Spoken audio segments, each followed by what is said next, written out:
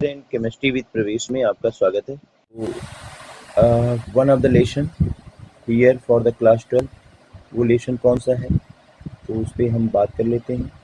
हम इलेक्ट्रोकेमिस्ट्री, बहुत important question है और बहुत इंपॉर्टेंट चैप्टर है, कवर करना है सारे कॉन्सेप्ट। तो लेके आए हैं वन क्वेश्चन, वन कॉन्सेप्ट। क्या दिया है कि calculate delta RG not and log KC for the following cell reaction, gives free energy change और लॉग KC की वैल्यू निकालनी है इस सेल रिएक्शन के लिए, जिसमें क्या हो रहा है, Fe सॉलिड स्टेट में है, सिल्वर आयन एक्वियस स्टेट में है।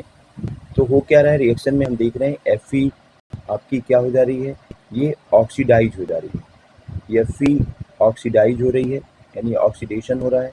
और वहीं सिल्वर आयन का अगर आप देखिए तो ये क्या हो रहा है, इसका रिडक्शन हो रहा है।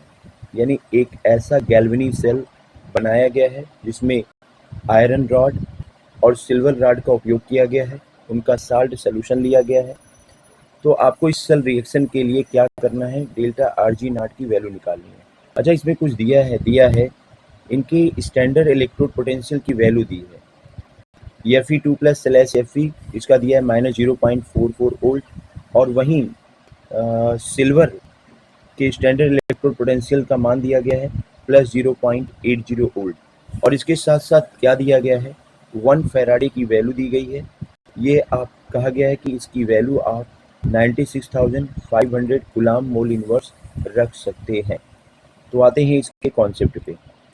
स्टूडेंट, क्या है कि जैसे हम कोई भी सेल रिएक्शन लेते हैं, जैसे अगर हमने डैनियल सेल का ही ले लिया, हमने डैनियल सेल का लिया, तो डैनियल सेल में क्या होता है, जिंक राड को जिंक सल्फेट के सोल्यूशन में, कॉपर राड को कॉपर सल्फेट के सोल्यूशन में डाला जाता है।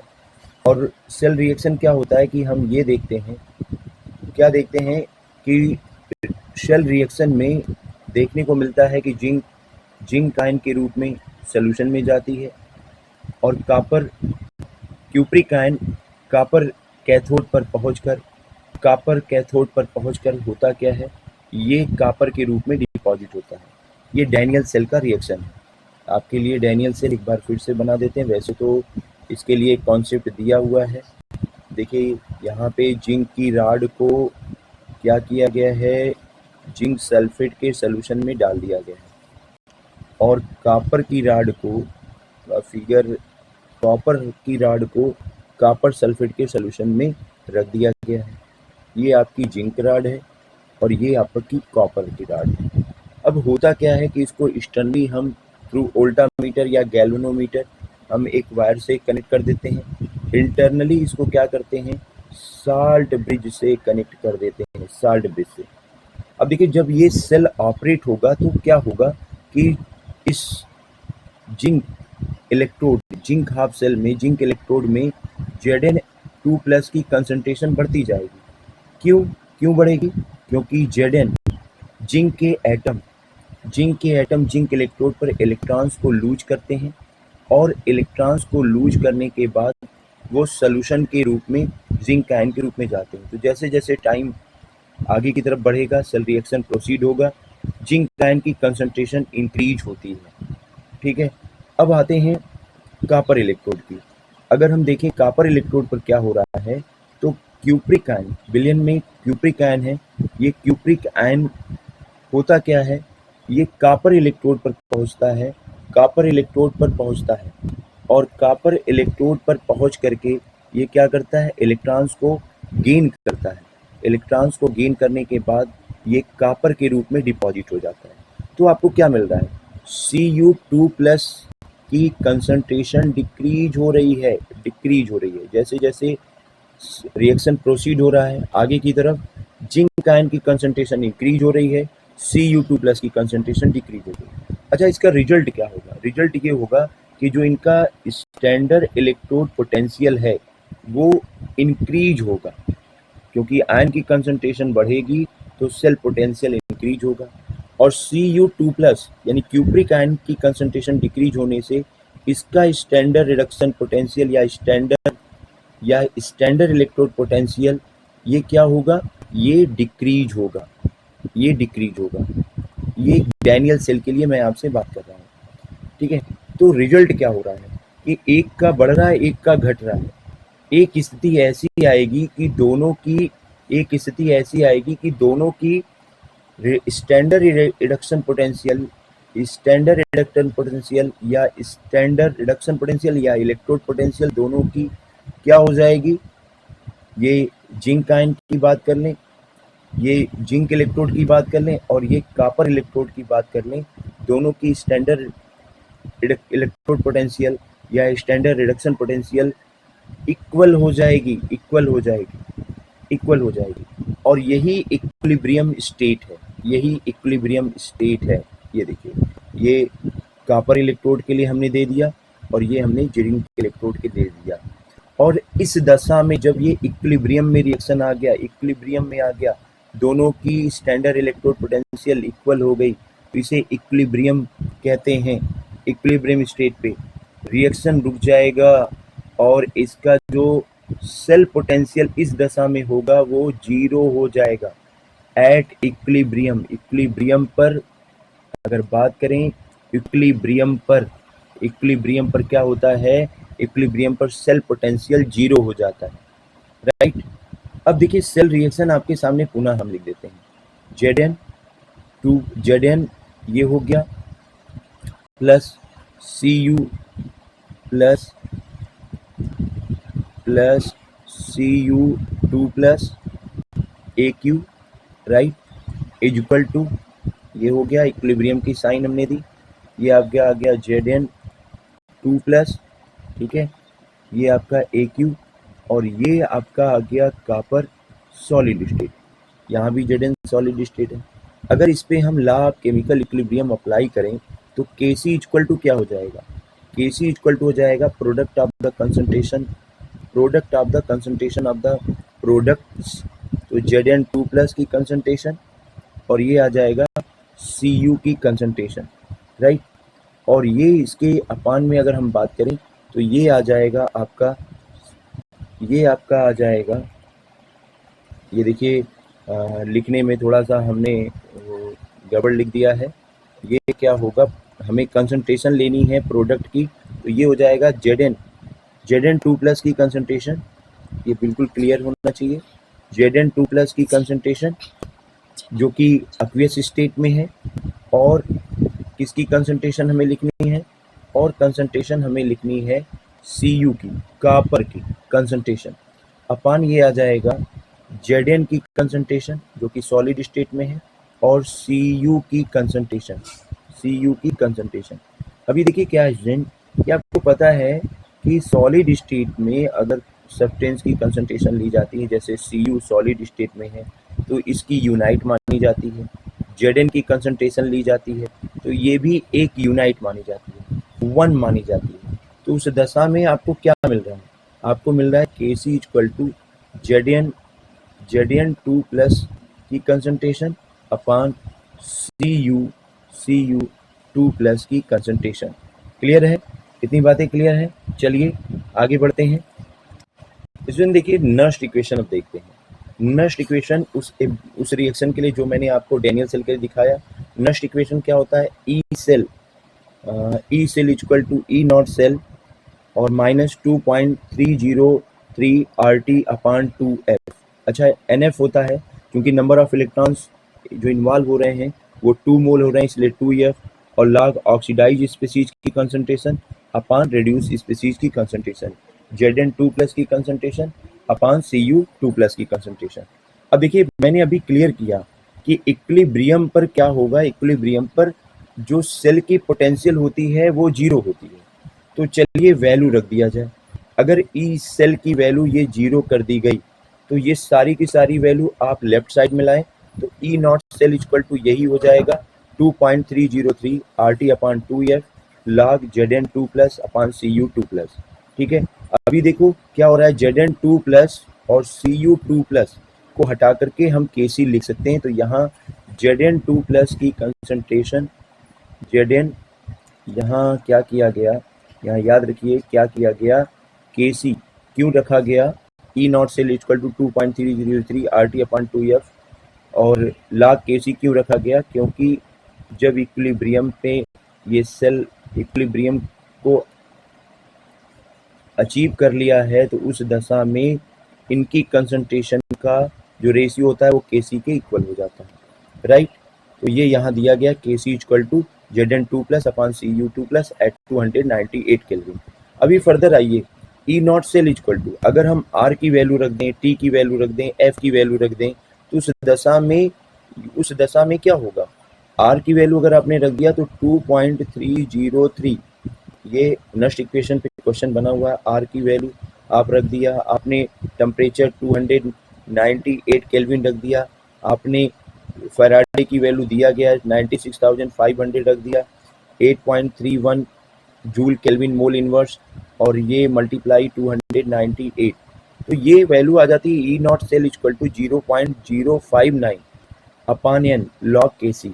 तो लॉग Kc इक्वल टू क्या हो जाएगा, n को ऊपर करें, n को ऊपर करें तो ये हो जाएगा log Kc equal to n E not cell upon 0.059। तो इसका मतलब अगर स्टैंडर्ड इलेक्ट्रोड पोटेंशियल आपको नोन है, नंबर ऑफ इलेक्ट्रॉन्स आपको नोन है, तो आप Kc की वैल्यू निकाल सकते हो। चलो स्टूडेंट नेक्स्ट कॉन्सेप्ट पे बात करते हैं। आपको पता होना चाहिए कि जो सेल पोटेंशियल होता है वो गिब्स फ्री एनर्जी चेंज से जुड़ा होता है।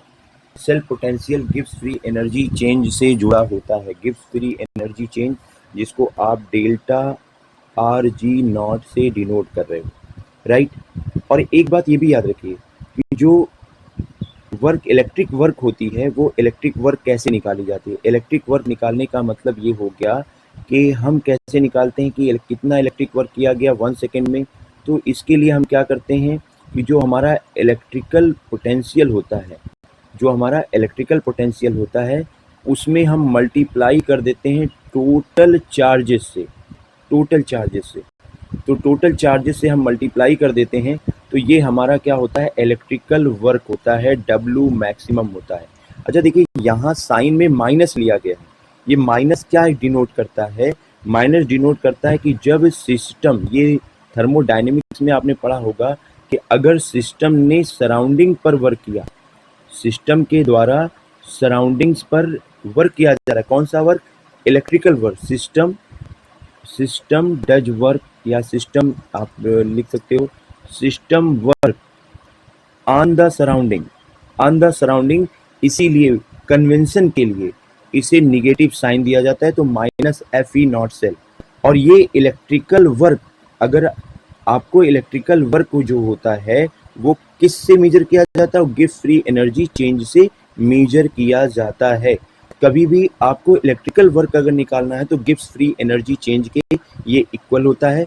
और वर्क कैसे निकाला जाएगा, वो electrode potential multiplied by total charges. भाई फैराडे क्या है, 1 मोल इलेक्ट्रॉन्स के द्वारा कैरी किया गया charge on 1 mole of electron, charge on 1 mole of electron. आप ये देख रहे हो, charge on 1 mole of electron. और n क्या है, n ये है टोटल नंबर ऑफ मोल्स, ये टोटल नंबर ऑफ मोल्स हो जाता है। तो उम्मीद कर रहे हैं ये कॉन्सेप्ट क्लियर हुआ कि डेल्टा आर जी नॉट कैसे आया हुआ है,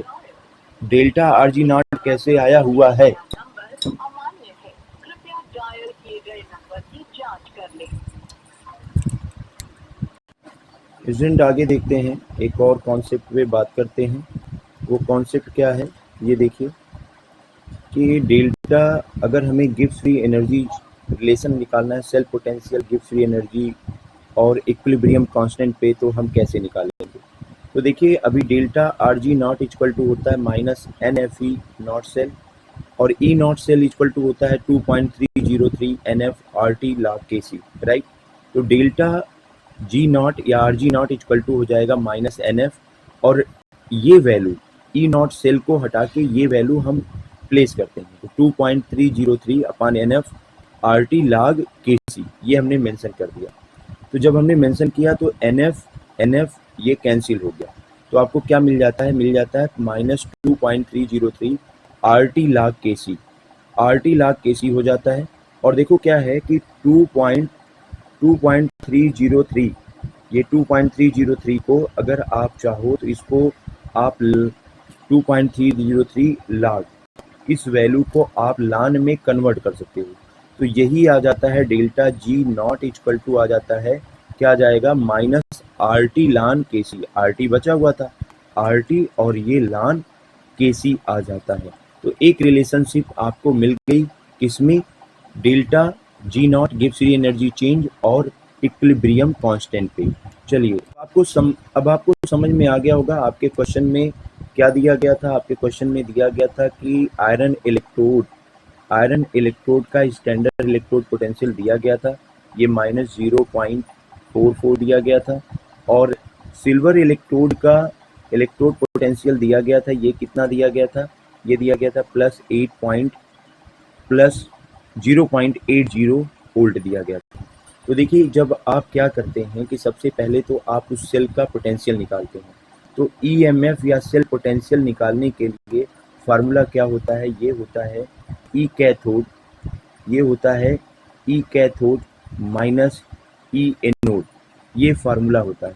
तो ये हो जाएगा ई कैथोड, चूंकि हो क्या रहा है रिएक्शन में क्या हो रही है, सिल्वर आयन रिएक्शन में सिल्वर के रूप में रिड्यूस हो रही है, तो ये कैथोड के रूप में इस्तेमाल होगा, यानी 0.80 ये आपका क्या है, ई कैथोड है। और रिएक्शन में अगर आप रिएक्शन को देखते हैं तो आयरन आपका क्या हो रहा है, Fe2+ में ऑक्सीडाइज हो रहा है, Fe2+ में ऑक्सीडाइज हो रहा है। तो जो वैल्यू दी गई है -0.44, ये आपकी ऑक्सीडेशन पोटेंशियल में इस्तेमाल होगी, इसीलिए 0.80 माइनस 0.44, इन दोनों के साइन चेंज होगी, माइनस माइनस प्लस हो जाएगा, 1.24 वोल्ट आ जाएगा। अब डेल्टा जी नॉट निकालते, देखिए डेल्टा जी नॉट फार्मूला आपके पास आ चुका है, -Fe नॉट सेल, n की वैल्यू 2, f की वैल्यू दिया गया है, और आपने सेल पोटेंशियल निकाल लिया 1.24। आप इसको मल्टीप्लाई करते हो तो माइनस के साथ ही आ जाता है, कितना आ जाता है आप देखते हो, ये जूल में आ जाएगा 2,39,320 जूल मोल इनवर्स। लाख केसी की वैल्यू कैसे निकालेंगे, तो इसके लिए भी फार्मूला आपके पास है, NE not cell divided by 0.059, और इसको जब आप n की वैल्यू रखते हो तो ये आ जाती है 2, ई नॉट सेल की वैल्यू रखते हो आती है 1.24, चूँकि ई नॉट सेल की वैल्यू आई है, और 0.059 से डिवाइड करते हो तो आपको आंसर मिल जाता है। वीडियो देखिए और आंसर कमेंट में दीजिए। नेक्स्ट वीडियो में नेक्स्ट कॉन्सेप्ट के साथ, धन्यवाद।